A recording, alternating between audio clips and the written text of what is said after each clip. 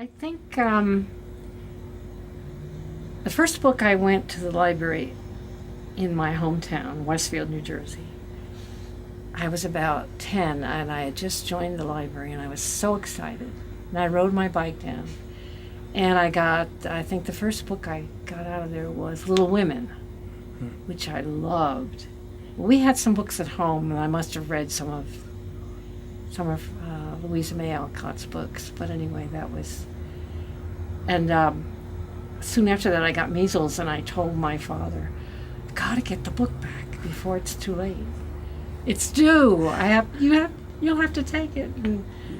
But anyway, I can remember that, and I always I don't remember how I learned how to read, but all of a sudden I was reading. Take a walk down by the sea, picking up cotton shells in the sand. Seagull, I watch your way. After he was discharged from the Marines, I think Eisenhower was president then, and we were looking for jobs in Denver.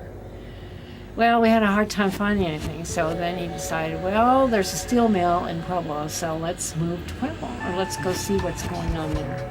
So that's how we started out here. And I was born in New Jersey, so it was quite different. And the first thing I remember about Colorado is the mountains were so beautiful, but kind of forbidding. You were singular purpose. But anyway, I wanted to do something, and my son had record reunion for a while, and he was going to move to Boulder. So I thought, well, maybe I can take your place, Dan, and work at the record store. And he said, Mom, you'd hate it. You'd be listening to heavy metal all day, and you'd just hate it. Why don't you do something that you like? Why don't you open a bookstore? I thought, wow, that sounds like a great idea. So I owe a lot of it to my son.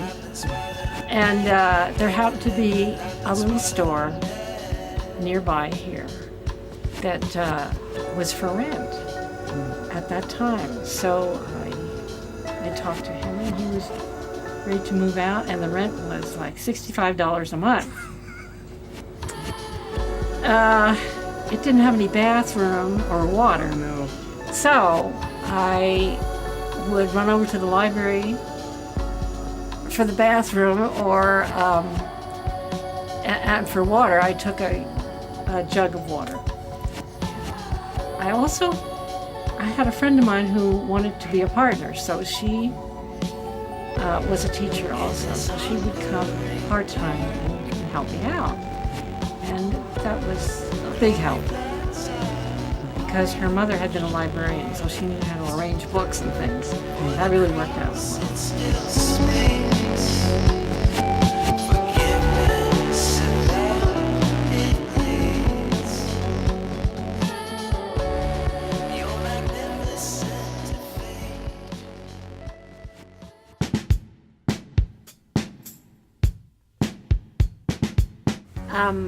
The way I started with my friend Mary and I, she was working in Aspen that summer, and she said, there's a lot of really great estate sales going on in Aspen. And she says, why don't you come up here and we'll look for books, because that would be a start. So I drove my little Fiat up there. I think I brought one of my daughters with me, and we hit all the book sales. They were, garage sales, and they had some good stuff in Aspen, because you can imagine what they do there. Right. And so I was told, get a lot of nonfiction books, how-to books, and plus the fiction. So between us, she had a small car and mine was smaller. We filled our cars up. And, you know, you have to go over Independence Pass to get up there, and it's a very narrow, kind of scary drive. And I thought, you know, these books are really helping because they're like ballast. All these heavy books we had. We each had about 300 or 400 books. So we started out with maybe 800 or 900 books. If I see a nail in the wall, I hang something on it.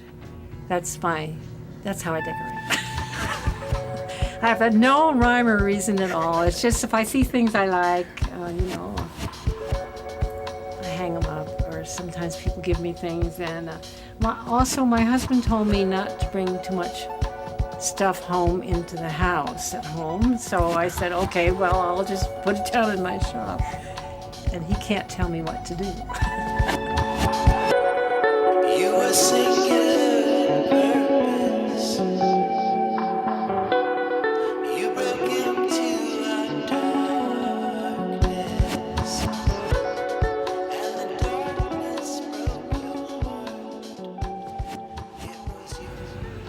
Well, somebody wrote a saying a house without books is like a person without a soul. Something like that. I don't know who said it. Might have been Emerson or Mark Twain or somebody like that. Take a walk